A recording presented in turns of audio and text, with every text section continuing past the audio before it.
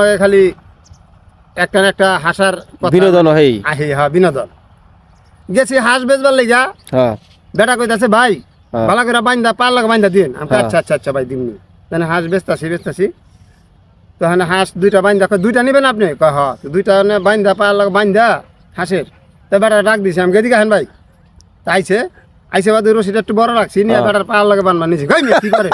কই মিয়া আপনি না কইলেন যে পার লাগা বাইন্দা দিন। আমি তো মনে করছি আপনি বুঝি নিয়ে পারবেন না, তাহলে পার লাগা বাইন্দা দিবি, পাও দাই নিব।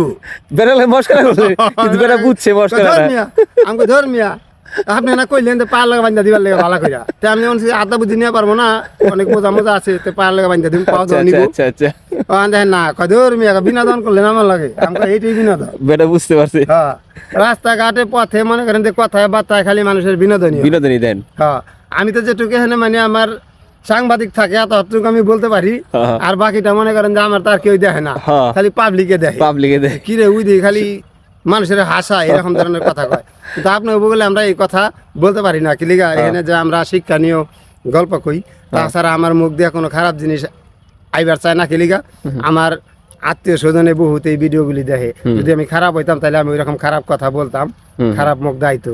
আমি পারি না, আমার লজ্জা লাগে। এরা আমার যেমন আমার সামনেই দাঁড়ায় রয়েছে, ঠিক আমি যে মোবাইলের মধ্যে কথা কই যেমন এরা আমার সামনেই দাঁড়ায় রয়েছে এরকমই মনে করতে হইব। আল্লাহরেও যারা বিশ্বাস করে এরা মনে করবো যে আল্লাহ আমার সামনেই আছে, রাইট।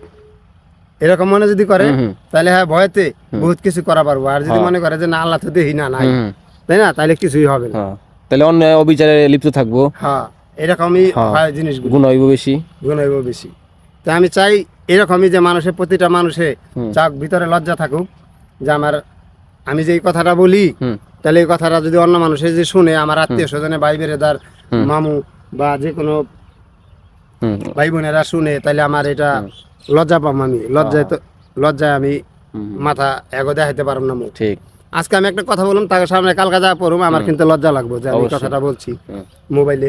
আমার তো মনে হইতেছে হারা সামনেই আমার। ঠিক।